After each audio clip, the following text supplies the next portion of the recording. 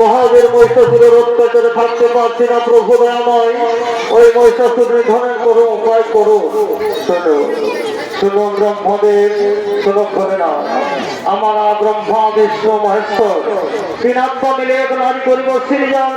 সেই নারী আজকা শক্তি মহামায়া সিংহ বাহিনী মা দুর্গা রূপ ধারণ করে নিশ্চয় দিকে সেই মহিষাসুরের তাই হবে, তাই হবে নারদ, তাই হবে। তাহলে আর আমরা বেশি বিলম্ব না করে তাড়াতাড়ি ব্রহ্মা বিষ্ণু মহেশ্বর তিন আত্মা মিলে নারী করি সৃজন। তাই এদিকে ব্রহ্মা বিষ্ণু মহেশ্বর তিন আত্মা মিলে নারী করছেন সৃজন। ও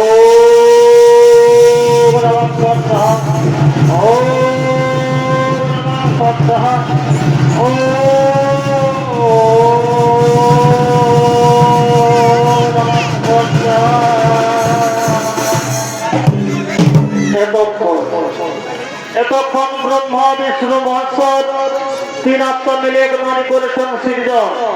তাই দেবী বলছেন, হে দেবতা, আমার কি নাম, কোথায় যান, কিবা আমার পরিচয়, কিসের জন্য আমি করেছ সৃজন, বলো প্রভু দয়াময়, বলো। শোনো দেবী, শোনো দেবী, এই জন্য তোমায় আমরা করেছি সৃজন, তোমার হস্ত হয়ে গেছে মহিষাসুর নিধন।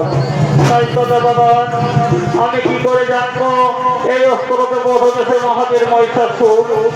তুমি তাহার জন্য চিন্তা করো না দেবী, তুমি তাহার জন্য চিন্তা করো না দেবী, আমরা যত দেব মিলে তোমায় অস্ত্র দান করবো। তাই এদিকে ব্রহ্মদেব দেখছেন ধনুর্বাণ, এ নাও দেবী, আমার অস্ত্র আমি তোমায় করলাম দান। এদিকে বিষ্ণু দেখছেন সুদর্শন, এ নাও দেবী, আমার অস্ত্র আমি তোমায় করলাম দান। এদিকে মহেশ্বর দেখছেন ত্রিশূল, এ নাও দেবী, আমার অস্ত্র আমি তোমায় করলাম দান। যাও দেবী তুমি আজকা শক্তি মহামায়া সিংহ বাহিনী রূপ ধারণ করে